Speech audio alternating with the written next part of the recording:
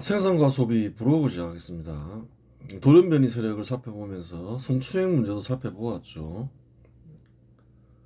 그래요. 알게 모르게 권력 혹은 사회적 위력을 이용해서 성추행하는 일이 있었죠. 발생하는 핵심 요인이 뭔가요? 이 고대의 관습적 생각이라는 거예요. 자기가 신분이 높다 생각하고 신분이 낮은 이제 젊은 여성들을 성추행하죠. 그래요. 근데 그걸 알아야 되는 거예요. 예전에도 얘기했지만 가장 중요한 것은 현 시대에서 자원도 아니고 산업시설도 아니고 뭐 지정학적 위치도 아니다. 가장 중요한 것은 사람이다. 그래요. 그럼 사람은 뭘 하냐는 거예요. 무엇을 입각해서 사냐는 거예요. 국가관이 있고 또 국가관에 따른 윤리가 있다는 거예요. 국가관을 잘못 선택하면 그 국가는 가난하거나 가난해지고 쇠퇴하고 멸망하죠. 그래요. 바른 국가관을 형성하고 그 국가관에 필요한 윤리가 무엇인가 그 윤리를 찾아내서 실천하면서 살아야 된다는 거예요. 시대가 완전히 바뀌었다는 거예요. 고대 농경국가는 끝났고 그래요. 새로운 시대가 열렸다는 거예요. 이 시대가 열린 지는 얼마 되지 않았다는 거예요. 긴 곳은 2, 300년, 한국은 한 채 100년 정도밖에 되지 않았다는 거예요. 바른 윤리를 형성해라. 어떤 윤리가 바람직한가요? 현 시대는 이제 수천 년, 길면 수만 년 갈 수 있다는 거예요. 그 바른 윤리를 확립해야지 국가가 유지되고 번영하고 개개인은 또 풍요로운 삶을 살면서 만족스러운 삶을 살 수가 있다는 거예요. 그래요. 몇 가지를 얘기하자면 뭔가요?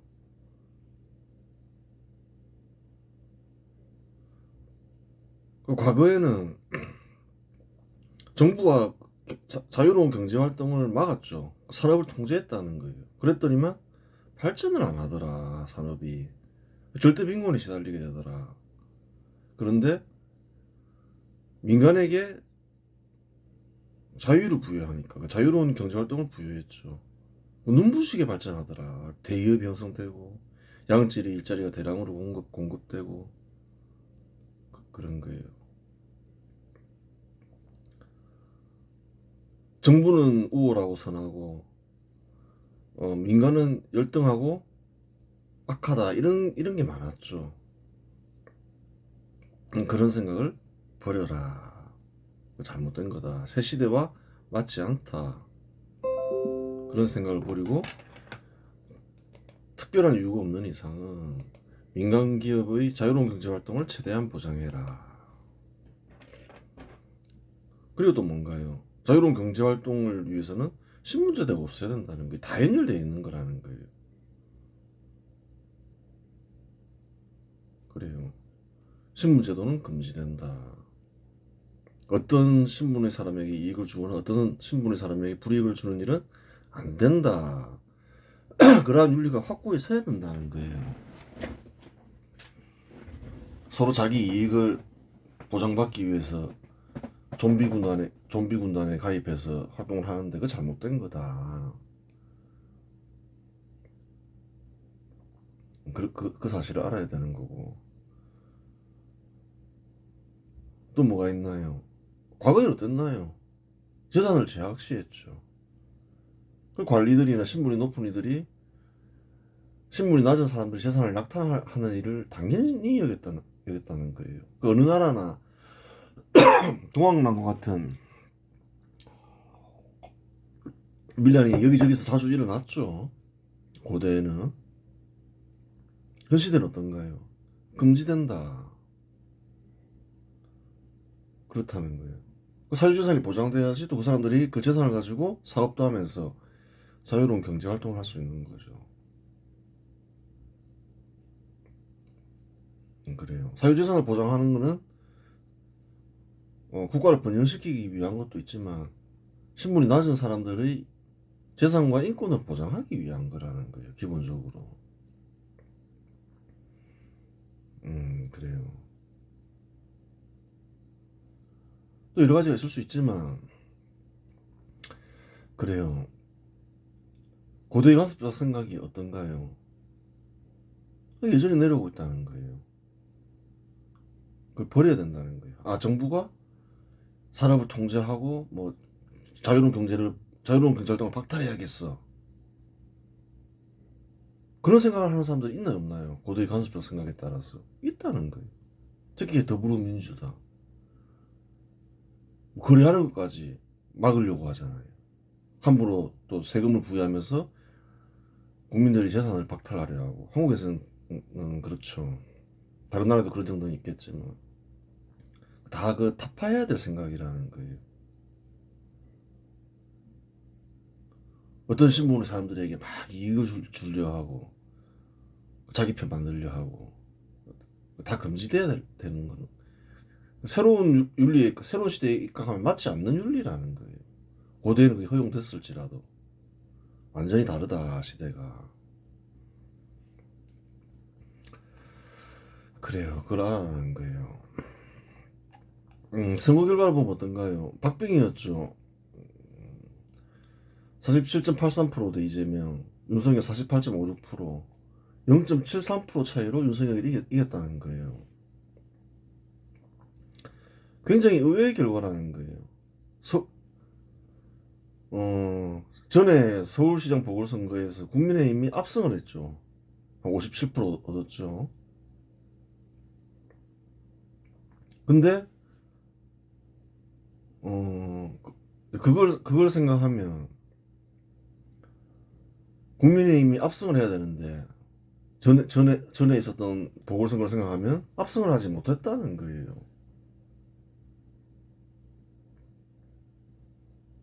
그래요. 한번 보겠습니다. 국민의힘 후보인 윤석열이 더불어민주당 후보인 이재명을 박빙승부로 벌이며 0.73% 차이로 승리했다. 대통령 전초전이었던 2021년 4월 보궐선거 결과를 볼 때 매우 이례적인 결과이다. 그래서 부정선거를 의심한 모양이죠. 서울시장 선거에서 국민의힘 후보 오세훈은 50%를 득표했고 더불어민주당 후보 박영선은 39.18%를 득표하여 국민의힘 후보 오세훈은 18.32% 차이로 압승했다. 그 전에서 서울에서 어떻게 나와요? 압승했다는 거예요. 민주당 40%도 얻지 못했다는 거예요. 근데 비슷하게 나왔죠. 큰 차이가 안 나죠. 서울특별시에서 이재명 46% 가까이, 윤석열도 한 50% 정도 얻죠. 18% 차이에서 4% 차이로 줄었다는 거예요. 서울 인구가 많으니까. 전에 지방선거처럼 결과가 나왔으면 윤석열이 압승을 했겠죠. 그런데 결과가 그렇지 않았다는 거예요. 근데 서울에서 이겼잖아요. 왜 이겼나요? 불과 1년 정도의 기간 동안 격차가 0.73% 차이로 줄었으니 이는 매우 드문 일이다. 1년 동안 확 줄어버렸다는 거예요, 격차가.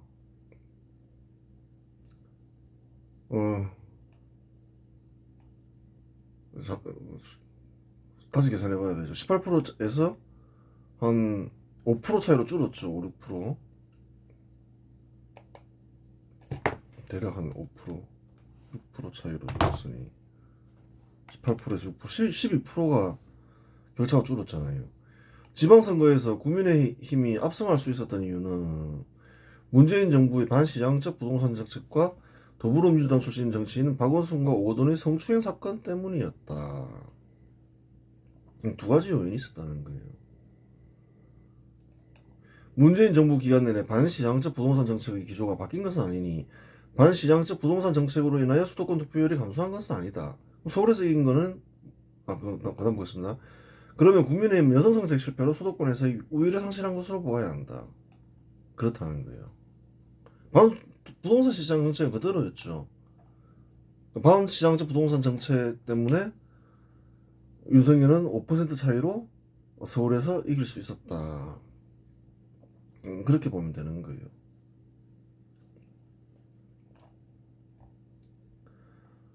근데 가만히 내용을 들여다보니까 뭔가가 이상하더라. 서울시장 선거에서는 국민의힘이 조금 이긴 걸로 나왔는데 박빙이라 볼 수 있겠죠. 여론조사니까. 남성은 국민의힘이 압승을 했죠. 그럼 이것만 보면 젊은 남성 위주로 정책을 써야 되겠다 이렇게 생각하기가 쉬운 거예요. 근데 그렇지가 않다는 거예요. 왜냐? 그 전까지는 민주당이 젊은 여성들이 압도적인 지지를 받았다는 거예요. 그런데 어떻게 됐나요? 2021년에는 박빙이었다는 거예요. 굉장히 좋은 결과가 나왔다는 거예요. 국민의힘 입장에서. 2020년 대통령 선거는 어떤가요? 젊은 남성 위주 정책을 막 여러 개 발표했죠. 누가 압승하나요? 서울에서. 전국적으로 볼 때. 여성이 압승한다. 여성에서 더불어민주당이 압승해버렸다는 거예요. 그럼 남성은? 젊은 남성 위주로 보면 어떠냐? 2030 남성 여성이죠.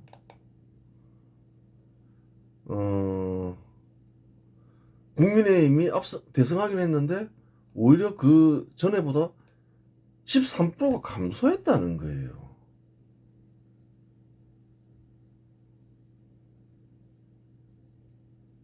그래요.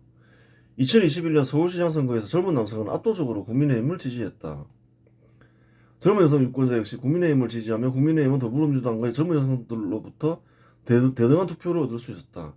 2010년 이후 대체로 젊은 여성 60% 이상은 더불어민주당에게 투표했으니 젊은 여성들 사이에서 국민의힘은 선전했다.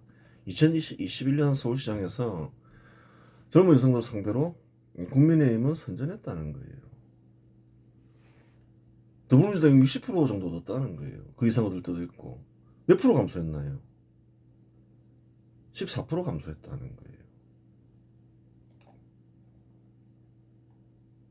선전했다는 거예요. 그 젊은 남성만 중요한 선거가 아니었다는 거예요. 젊은 여성들이 지지를 철회한 이유는 간단하다. 젊은 여성들은 당시 국민의힘 당대표 이준석을 싫어했다. 싫어했다는 거예요. 왜 싫어했나요? 이준석은 2021년 서울시장 선거에서 젊은 남성의 압도적인 지지를 얻자 젊은 남성 위주의 정책을 발표했다. 그렇죠. 68% 얻었으니까 젊은 남성 위주로 정책을 발표하면서 이 68% 유지하자 이렇게 생각했던 거죠. 젊은 여성은 이 정도는 받겠지 이러면서. 그래요. 근데 이제 민주당으로 대거 몰려버렸죠. 그래요. 여성들이 국민의힘은 팍 빠져버리고 이준석은 기존의 여성 우선 정책이 남성들에 대한 역차별을 낳고 있다고 주장하며 여성가족부 폐지, 성범죄 무고죄 처벌 강화, 병역 의무 이행자에 대한 가산점 제도 위반 등을 주장했다. 처음에는 윤석열 후보도 여성가족부를 양성평등가족부로 개편하는 수준의 온건한 공약을 내걸었으나 결국 이준석의 조언을 전격 수용하여 여성가족부 폐지, 성범죄 무고죄 처벌 강화, 병역 의무 이행자에 대한 가산점 제도 도입 등을 공약으로 내걸었다. 타당한 측면이 있다고 하더라도 누구나 보장된 이익을 빼앗기기는 싫은 법이다. 지지자들 중에 젊은 여성들이 있는 이상 개혁을 하더라도 장기에 걸쳐 설득을 하면서 해야 할 일을 공약으로 왕창 내걸었으니 불이익을 당한다고 생각하는 젊은 여성은 국민의힘에 대한 지지를 철회하고 다시 더불어민주당을 지지했다고 눈에 보이죠. 개혁을 하더라도 한꺼번에 개혁하면 굉장히 반발이 크다는 거예요. 또 설득을 해야 되는 과정이 있고 반발이 이런 식으로 확 내버리면 불이익을 받는다고 생각할 가능성이 크죠. 그게 설사 불이익이 아니었다 하더라도. 보장된 이익을 빼앗기는 것도 싫잖아요. 선거 막판 이대남 중심의 담론에 소외감을 느낀 여성들이 생존 투표 차원에서 민주당으로 대거 결집했다. 젊은 여성들 사이에서 2021년 박빙이었던 선거가 2022년 15% 차이로 대표하는 선거가 되었으니 부정적인 효과는 실로 크다. 박빙이었잖아요. 근데 몇 프로 차이로 지나요? 15% 차이로 진다는 거예요. 왕창 민주당에 몰려버리는 거죠. 선거 정책이 실패했죠. 그냥 가만히 있으면서 좀 그 전에를 유지했으면 감소도 좀 덜 감소했으면 윤석열이 압승했죠. 여성표가 대거 빠졌다. 그렇다고 하여 젊은 남성에게 긍정적인 효과를 거둔 것도 아니다. 그럼 68%를 유지했냐는 거예요. 2021년 서울시장 보궐선거에서 국민의힘은 젊은 남성으로부터 68.2%를 얻었지만 2022년 대통령 선거에 국민의힘은 55.8%를 얻어 11.4%가 감소했다. 일방적인 남성 위주의 정책을 좋아하는 남성들도 있겠지만 아주 극소수는 그렇겠죠. 남성 여성을 갈라치는 정책을 싫어하는 남성들도 많은 법이다. 왜 저렇게 갈라치게 하지? 오히려 빠져버리더라는 거예요. 별로 안 좋아한다는 거예요. 여성들도 남성 여성을 갈라치게 하는 페미니즘을 싫어하잖아요. 똑같은 거라는 거예요.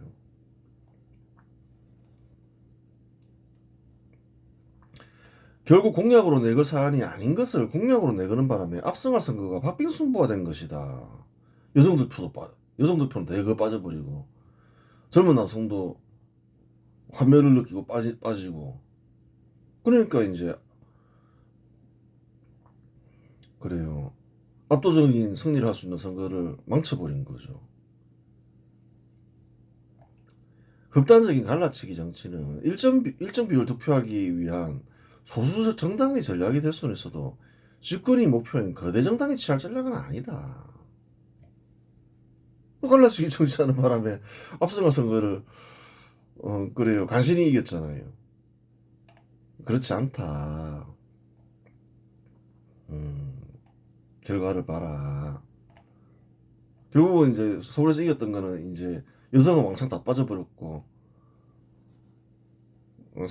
더불어민주당 정치인의 성추행 효과는 싹 사라져버린 거죠. 오로지 그래요. 반시장자 부동산 정책 때문에 서울에서 승리할 수 있었던 거죠. 확인이 되죠.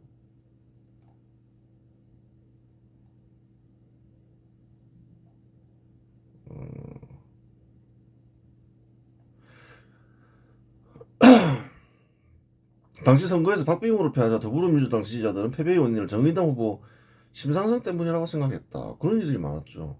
잘못된 생각이라는 거예요. 이 역시 같은 좌파 정당인이 정의당에서 대통령 후보로 내지 않으면 선거에서 승리했다고 생각한 것이다. 하지만 이는 정의당 지지자들에 대해 잘 모르고 하는 말이다. 정의당 지지자들 중에는 근로자가 많은데 근로자들은 자신의 이익을 대변할 정당이 정의당이라고 생각하여 정의당에 투표한다. 예를 들어 울산광역시에서 33%를 얻어 득표율이 가장 높은데 울산광역시 근로자들이 정의당에 투표하지 않으면 더불어민주당에 투표할 것 같은가? 절대다수의 울산의 근로자들은 국민의힘에 투표할 것이다. 찍을 정당이 없는 경우 한국인들은 통상 지역주의 정치에 입각해 선거하기 때문이다. 왜 근거가 있냐? 근거가 있다는 거예요. 울산 북구 2005년 재보궐선거가 대표적이다. 17대 총선에서 민주노동당 조성수 후보가 46.9%로 당선되었으나 이후 치러진 재보궐선거에서 진보 진영이 패하자 그 표심은 민주당이 아닌 한나라당 윤두환 후보에게 고스란히 옮겨갔다. 민주당이 안 가더라. 한나라당이 가더라. 2005년 선거 보니까 민주노동당 표가. 울산 동구 2020년 21대 총선 역시 마찬가지다. 과거 현대중공업이 정몽준 의원이 보수정당과 무소속으로 가며 장기 집권했던 13대 18대 총선의 흐름을 보면 노동자들은 민주당을 거치지 않고 보수와 진보 사이를 직접 오가는 직거래 투표 성향을 보여왔다. 실제 21대 총선에서 미래통합당 권영호 후보와 민주당 김종훈 후보가 1, 2위를 다투는 동안 더불어민주당 김태선 후보는 24.5%로 3위에 머물렀다. 그래요. 근로자의 이익을 대변한다고 생각하고 찍는 정당이 있죠. 그런데 그 정당은 좌파 정당으로 통상 분류가 되는데 그 좌파 정당을 지지하는 지지자들이 다 좌파 인사냐? 그렇지가 않다는 거예요. 좌파라서 지지하는 게 아니라 우리의 이익을 대변할 정당이다 생각하고 투표한다는 거예요. 국민이 예를 들어서 심상정이 안 나오면 누굴 찍냐는 거예요. 울산 경우를 보라는 거예요. 민주당을 안 찍더라. 안 찍을 때는 미래통합당을 찍더라. 국민의힘을 찍는다는 말이죠. 그걸 알아야 되는 거예요. 살펴보았듯이 정의당 당원들은 대다수 빨갱이일지 모르지만 정의당 지지자들 중 빨갱이는 그리 많지 않다. 그러한 이유로 정의당 심상정이 출마하지 않았다면 어느 지역에서나 다른 기준으로 투표하거나 기권하였을 것이다. 그렇다는 거예요. 보라는 거예요. 정의당 얻은 표. 부산에서 47,000표 얻었죠. 제법 많은 표를 얻었죠. 다른 지역도 마찬가지지만 일단 쉽게 볼 수 있는 거를 보자는 거예요. 정의당을 안 찍으면 부산 사람들이 누구 찍냐는 거예요. 대부분은. 윤석열을 찍는다는 거예요. 대구광역시대도 한 33,000명 이 제법 많은 표가 있었죠. 누구 찍겠냐는 거예요. 민천광역시 이런 데는 좀 중립적이고 서울특별시 이런 데는 수도권이니까 그래요. 광주 사람들은 뭐 정의당 안 찍으면 한 16,000명 숫자가 훨씬 작죠. 부산보다. 이재명을 찍겠죠. 전라북도도 그러하고. 근데 뭐 부산 대구가 훨씬 많잖아요. 정의당 찍은 표가. 뭐 서울 이런 데는 뭐 중립적이라 보고. 이제 대구 예를 들어 부산 울산 사람이 정의당이 안 나오네? 그럼 뭐라 하겠어요 주변 사람들이. 야 우리 지역 국민의힘이 우리 지역을 대표하는 정당이니 야 국민의힘 찍어. 가족들이 그렇게 얘기하고 주변 친구들이 그렇게 하고 그럼 국민의힘 찍게 된다는 거예요. 호남도 마찬가지죠. 다른 지역도 다른 기준이 적용될 수도 있고 단순 합산하면 우리가 이겼다. 어리석은 생각이라는 거예요. 근데 좌파자들은 좀 그렇게 생각하는 경향이 있죠. 민주당계 지지자들은 단순 합산을 통해 후보 단일화했으면 승리할 수 있었다는 망상을 지니고 있다. 옛날 때부터 그랬다는 거예요. 망상이죠. 1987년 대통령 선거에서 김명삼과 김대중이 단일화했으면 선거에서 이겼다고 확신하는 이들이 많은데 이는 크게 잘못된 생각이다. 부산과 경상남도 대표 정치인이 김영삼이 선거를 포기하면 부산과 경상남도 주민들이 김대중에게 투표할 것 같은가? 경상남도는 근대국가 수립 세력이 우세한 지역이죠. 당시 이제 김영삼이 인기가 많았지만 김영삼이 안 나오면 부산과 경상남도 주민들이 김대중한테 투표하냐는 거예요. 김영삼이 아무리 김대중 찍으라 해도 투표 안 한다는 거예요. 네가 우리 지역을 대표하는 정치인이니까 너한테 찍지 왜 우리가 김대중한테 찍냐 이러면서 안 찍는다는 거예요. 대부분은 노태우에게 투표해 노태우가 앞서갔을 것이다. 그렇죠 뭐. 근데 국가 수립 세력 우세 지역인데 노태우도 경상도 주민이잖아요. 경상도 출신 인사잖아요. 똑같은 조건이면 아무래도 자기 지역 출신 인사를 찍으려 하겠죠.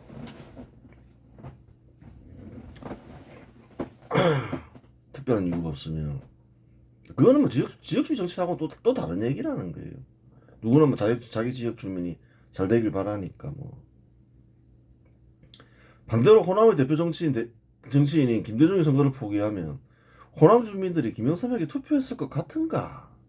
아, 지금 생각해보면 투표할 것 같죠. 근데 그렇지 않다는 거예요. 1985년 국회의원 선거에서 군사정부의 정당인 민정당이 민주당계 정당에게 승리했다. 사실이라는 거예요. 1980년에 81년인가 광주 사태가 있었. 80년인가 같이 광주 사태 있었죠. 당시 호남의 근대 국가 수립 세력 인사들이 근대 국가 수립 반발 세력 대표 인사인 김영삼에게 투표할 이유는 없었다는 말이다. 아니 거짓말이 아니라는 거예요. 이 지역주의 정치라는 거는 1987년 이후에 나타난 현상이지, 그렇지 않다는 거예요.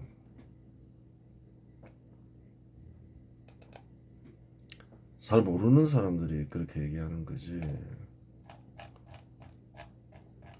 85년 국회의원 선거 있잖아요.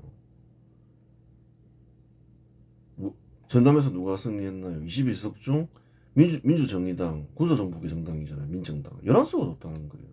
신한민주당 5석 얻고. 상대가 안 되잖아요. 민주한국당 5석 얻고. 1등이 누군가요? 민주정의당이라는 거예요. 호남도, 전북도 마찬가지라는 거예요. 14석 중에 민주정의당 7석 얻었다는 거예요. 신한민주당 2석 얻고. 민주한국당 한석 없고 뭐 압승했잖아요. 민정당이. 그래요. 군사정부 지지지역이었죠. 호남도 사실은. 그걸 알아야 되는 거예요. 경상도나 호남이나 이승만 지지 세력이었죠. 지지지역이었죠. 군사정부 때는 군사정부 지지지역이었다는 거예요. 사실은. 결과가 나와 있는데 1987년 이제 유화되면 바뀌는 거죠. 김대중의 호남 푸대전문을 수용하면서 지역 차별론을 수용을 한 거죠. 그러면서 바뀐 거지. 87년 이전에는 안 그랬다는 거예요. 좀 많이 과장된 게 있는 거예요. 확인이 되잖아요. 선거 결과에서. 뭐 뻥치는 것도 아니고. 정확한 객관적인 선거만큼 객관적인 데이터는 없다는 거예요. 부정선거 같냐는 거예요, 이게. 그런 거 아니다. 그 얘기했잖아요. 김병삼에 한테 찍을 바에야 군대국가 수립 세력 인사가 노트를 찍지 왜 김병삼을 찍냐는 거예요.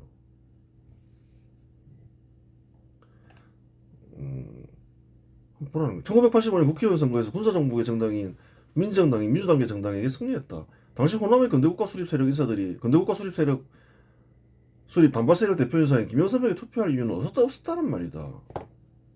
김대중이 나오니까 김대중한테 몰빵하지 뭐. 자기 지역을 대표하는 정치인이라 생각하고. 아니 군사정부를 지지했던 호남 인사들이 왜 김영삼을 찍어줘요? 그때는 그랬다는 거예요. 이 시기 몇 가지 중요한 사건이 있었다. 더불어민주당 대통령 경선 과정에서 이재명이 연루된 대장동 사건이 불거졌다. 그런 일이 있었죠.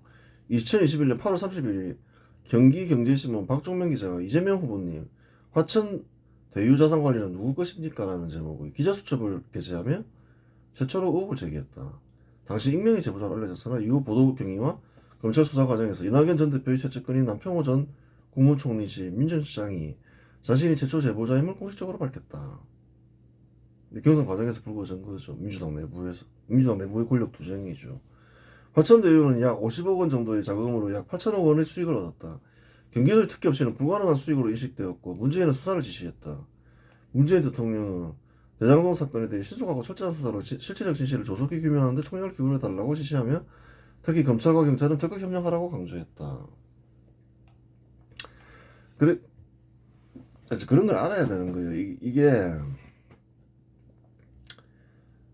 뭐 좀 사법 기능이 좀 잘못된 거예요.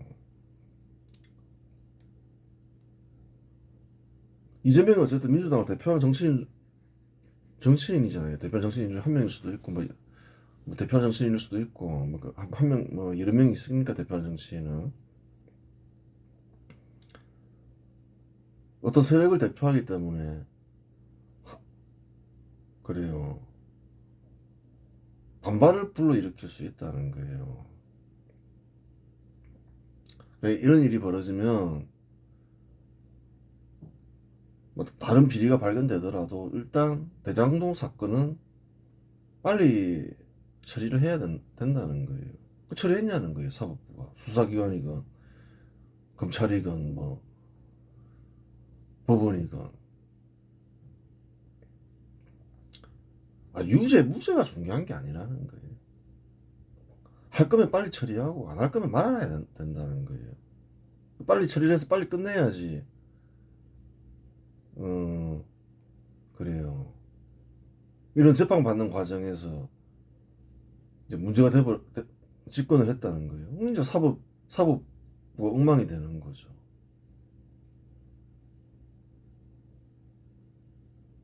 할 거면 하고 말 거면 말고 하기로 했으면 빨리 끝내라 하는 게 뭐 대충 하라는 게 아니죠. 정확하게 하고 너무 뭐 지금 안 되잖아요. 재판 자체가 안 되잖아요. 그럼 뭐 하는 짓이었냐. 잘못된 거다. 빨리빨리 끝내야지. 국가를 위험에 빠뜨리는 일을 했다. 이렇게 볼 수 있는 거예요. 본시 선거라는 것은 공적과 정책을 내세우는 것이 기본인데 마땅히 내세울 만한 공적과 정책이 없던 더불어민주당은 인신공격에 집중했다. 또 이런 일이 있었다는 거죠. 반시장적 부동산 정책을 내세우겠는가, 반산업적인 소득주도 성장을 내세우겠는가, 민주당이 좀 그런 문제점이 있는 거죠. 파탄단 대북 정책을 내세우겠는가, 좀 내세울 게 없는 거죠. 민주당이라는 것이. 그래서 좀 약간 비상식적인 방식으로 집권하려는 경향이 있죠. 더불어민주당의 공적이 전혀 없는 것은 아니다. 더불어민주당의 뿌리인 한민당은 1948년 한국 건국에 적극 가담한 주요 세력이었다. 그건 사실이죠 뭐. 하지만 더불어민주당은 공산주의 세력에 의해 장악되어 1919년을 한국 건국의 해로 주장하니 공적을 스스로 버린 셈이다. 그렇죠 뭐. 19년에 건국되었으면 한민당은 19년 전에 없었잖아요. 19년에. 아무 상관없는 일이 돼버리는 거죠. 스스로 건국의 공적을 버린 셈이죠. 물론 내세우기에는 지나치게 오래된 공적이기도 하다. 그런 측면도 있긴 있죠 뭐. 그때 가담 안 한 사람이 어디 있냐. 95%의 국민이 가담했는데 물론 적극적으로 가담했죠. 한민당은 좀 공적이 될 수는 있는데 너무 오래됐다. 이제 이런 부분이 있는 거예요. 더불어민주당은 윤석열의 아내 김건희를 상대로 흑색선전을 했다. 이전 대통령 선거까지는 상대방 아내를 반대로 흑색선전을 벌이는 경우는 없었다. 흑색선전에 매달렸죠. 뭐 그 뒤로도 계속 그랬죠. 뭐 허위 학력 및 경력 기재 의혹, 도이치 모터스 주가 조작 연루 의혹 등을 제시했는데 국민들을 가장 자극한 의혹은 강남의 유흥주점에서 줄리라는 예명으로 근무했다는 가짜뉴스였다. 뭐 접대부를 했다 뭐 이런 거죠. 뭐 물론 유흥주점에서 일했다는 주장은 완전한 루머이다. 실상 여성의 성매매는 일종의 극한노동이다. 부잣집 여직이 그와 같은 극한노동을 선택하는 일은 없다. 한마디로 세상 물정 모르는 인사가 퍼뜨린 가짜뉴스라는 말이다. 그러니까 당연하죠 뭐. 당시 뭐 부잣집 여직이었는데 극한노동을 왜 해요? 그런 여성은 없다는 거예요. 뭐 가족을 부양해야 될 위치에 있거나 아니면 빚이 허덕이거나 뭐 그런 아주 특별한 경우에 하는 일이 이제 여성들이 하는 일이 성매매라는 거예요. 좀 알고 얘기해라. 그렇죠. 김건희 부친은 공무원이었으며 1987년 잡고 전후로 가문은 이미 부동산 산업을 통해 자산가 반열에 올랐을 때 이미 부자였다는 거예요. 김건희는 70년생으로서 비교적 부유한 환경에서 자랐으며 대학 졸업 후에도 개인 전시기회 사업을 운영할 수 있을 정도의 큰 재산과 배경을 갖추고 있었다. 하여간 이와 같은 일을 벌이면 상대방 가족은 극도의 수치와 모욕을 느끼기 마련이다. 그렇죠. 있지도 않은 사실을 뭐 이런 수치와 모욕을 느낄 정도의 가짜뉴스를 퍼뜨리면 좋은 일이 아니라는 거예요. 또 이런 일은 하지 않았다는 거예요. 민주당 역시 아내를 상대로. 근데 뭐랑 내세울 게 없으니까 그 배우자의 과거를 캐내서 이제 이런 일을 벌인 거죠. 그거 잘못된 행동인 거예요. 그러면 정치가 이제 극한 상황이 되겠죠. 이 극단적인 수단을 자꾸 동원하면 상대방도 극단적으로 바뀌는 거예요. 어쨌든 누구나 다 감정이 있으니까. 이번 시간에서 마치겠습니다.